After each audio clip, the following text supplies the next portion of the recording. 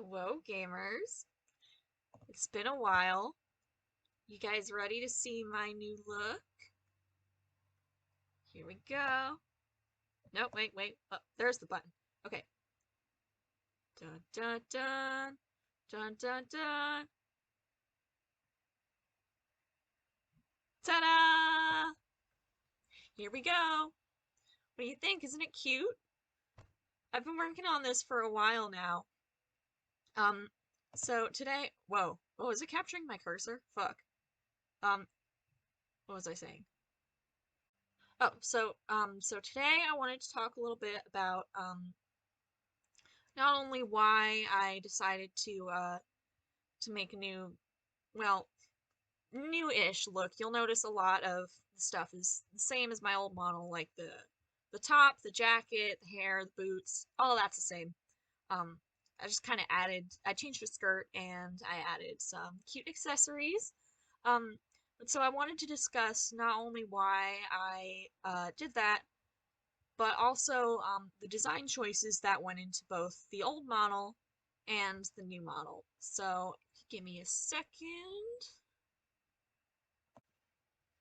All right.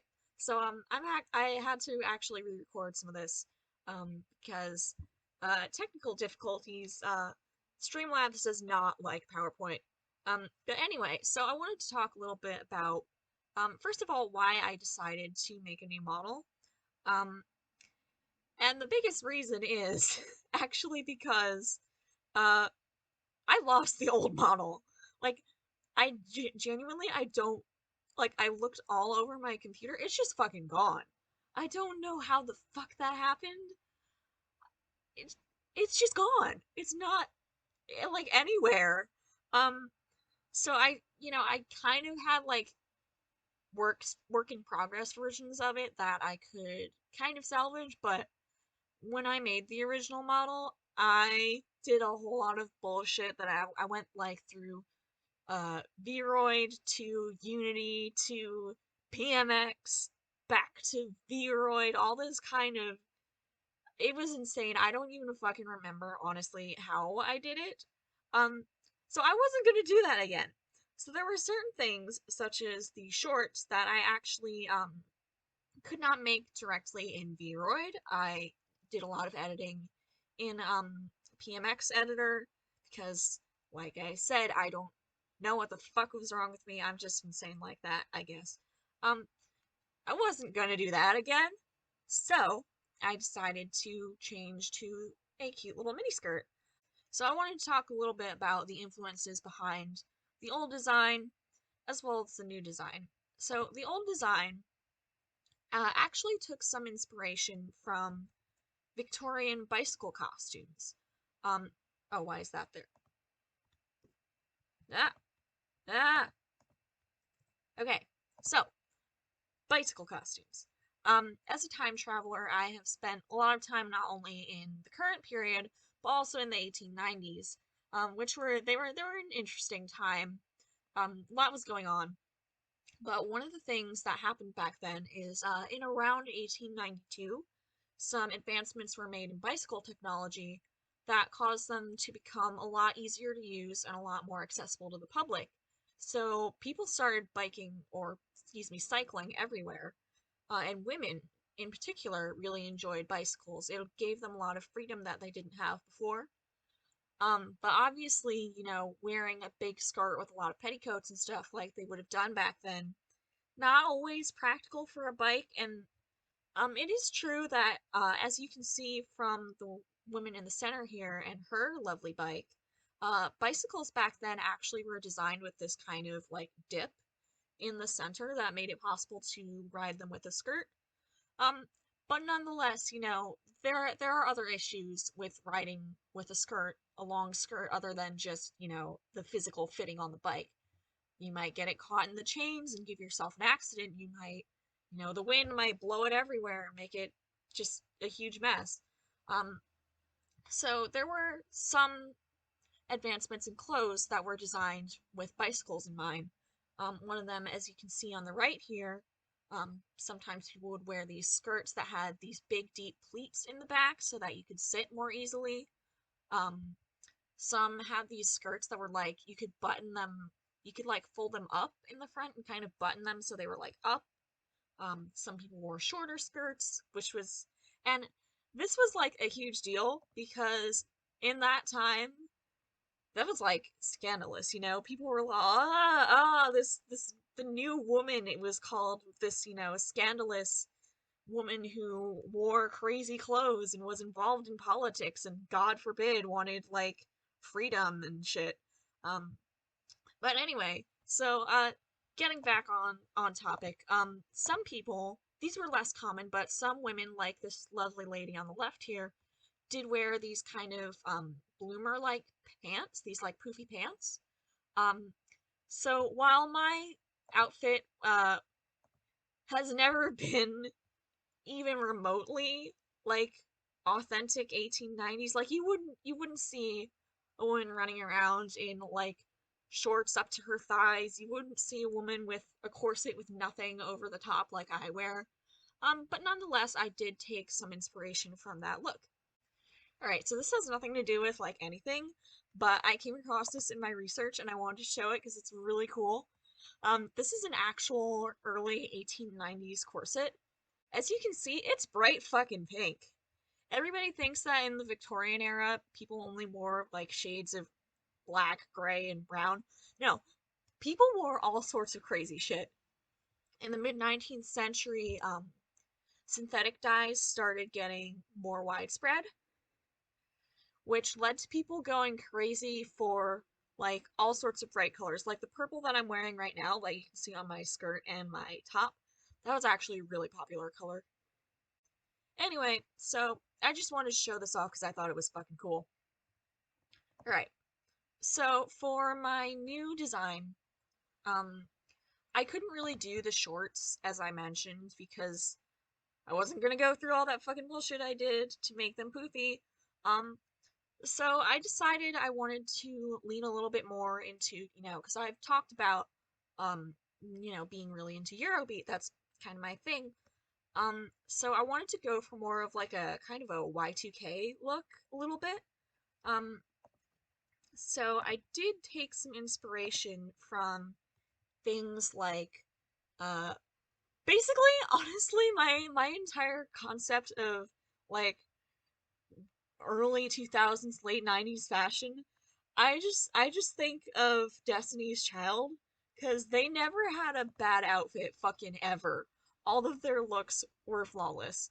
Um, and there was a lot of hideous fashion at the time, but I tend to always forget about that, and I just think about Destiny's Child and Winx Club, as you can see here, and I'm like, yeah, 90s fashion, early 2000s fashion, that stuff slapped. And then I look at actual fashion of the time and I'm like, oh, right. Um, anyway, but so I did take a lot of inspiration from Destiny's Child, from Winx Club, and also Storm in the 90s X-Men cartoon had this like super shiny outfit that I thought was really cool. Storm in general has always been like a huge inspiration to me, just like as a person. She's so cool. She's just I love her so much. Um but so that was some of what led to me going with this very sparkly, shiny, bright purple miniskirt. Um and I did decide to add some cute little lace. I've got new gloves and the earrings, big gold hoops are like really like every Hispanic girl has her hoops. It's just like a thing. And they look pretty kick ass. And as the saying goes, the bigger the hoops, the badder the bitch. So, big hoops for me. I also took some inspiration from anime and games. Um, honestly though, my her season 4 look was I think possibly her best look. And I hate literally everything else about season 4. It's so fucking bad. I cannot stand I genuinely skipped most of it because when they started doing all that shit about ooh, you were an evil pharaoh, blah blah blah, it was like, no, fuck this, I'm out. Um, but so but I did really like Mai's outfit. She just looks like the black gloves and the motorcycle. Oh my god. Goth queen. I just flawless. Um, so I did I, I'm losing my words now. I'm just so excited looking at all these like but yeah, so like anime and games did definitely influence my design choices. You see, we got Eno. Have her new look is really good, but I like I'm glad that they let her wear a shirt, but also I'm gonna miss that animation where she just fucking rips her shirt off. That is hysterical to me. I'm sure some of you have noticed that my new model, I have body hair now. And I'm sure some of you are wondering why, because that's not a look that you generally see on anime style designs. So I want to talk a little bit about that. As a Hispanic person, I have a lot of very thick body hair. That's just, how it is. Um, and shaving actually, I don't want to say it's entirely like a white people invention because it's been done at various points in time in various cultures, like ancient Egypt, it was a thing. But in modern Western culture, women weren't really, they didn't really shave until about the 1920s when clothes started getting shorter, so more of your leg was exposed. Sleeveless dresses were very popular at that time. And so women's magazines and sort of the shaving industry like teamed up to basically convince women that their hair was unsightly and unfeminine and unhygienic and convince them to buy razors so that they could shave. And that's just like, that's such bullshit. So I wanted to kind of stand in solidarity with women of color, women of ethnic minorities such as myself, trans women, women with hormonal disorders, any woman who, is visibly hairy. I wanted to show people that, you don't have to be completely smooth and pale and naked like a dolphin in order to be cute and be feminine and be pretty, because this does disproportionately affect those women. A cisgender white woman, people aren't going to notice as much if she has, a little bit of pale blonde peach fuzz on her arms or whatever. But women with dark hair, women who have disorders that cause them to be more hairy, trans women, people will look at people like us and be like, "Oh, you look like a girl. Why are you so hairy? You look like Bigfoot." It's not okay and it's not cool. And I wanted to stand up against that. And there are some people who do stand up against that.